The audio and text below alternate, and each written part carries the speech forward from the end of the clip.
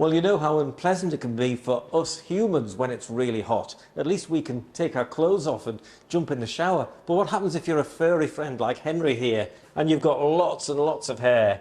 Niall, it must be so unpleasant for dogs and other pets when it's so hot. It can be really, really tough.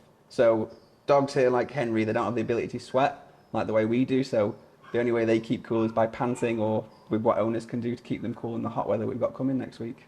Now, we all know, of course, that you shouldn't leave dogs or other pets inside cars. It does happen, and people are very foolish for doing so. But there are other things that people do that aren't very advisable as well, aren't there? There is. So next week, what we're thinking is, if you're worried about your dog in the heat, is just don't walk them in the middle of the day.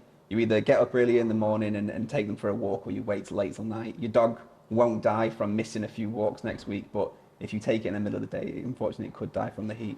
And I know we've got this kind of bandana on here which feels wet. So is that a little technique that you could use to cool your pet down? It is, yeah. So you've got these little bandanas, or you can get the full jackets that you can soak in water and put in the fridge. And then Henry's so handsomely sporting it here to show us, and it just helps keep them cool in the heat of the day.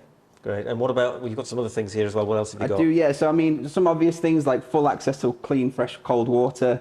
This is a cool mat, so again, you can put this in your freezer and then put your dog's blanket over the top, and they'll stay nice and cold for a good few hours. And then a few other little tricks. We've got some toys here that you can put in your freezer. This one's full of ice now, so it stays cold for the dog to chew on. And this is one of my dogs that was sort of a toy feeder you're meant to fill with food, but in this hot weather we fill it with water and freeze it, so it's a nice ice cube that they can crunch on and chew when it's nice and hot. I've got 2 cats at home and they just look exhausted. Do I need to worry about them? So long as you're providing nice ventilation and the house is cool enough, so some use of an electric fan to keep them cool can really help. Cats are a little bit smarter than dogs, let's say, so we tend not to see them overheating as much.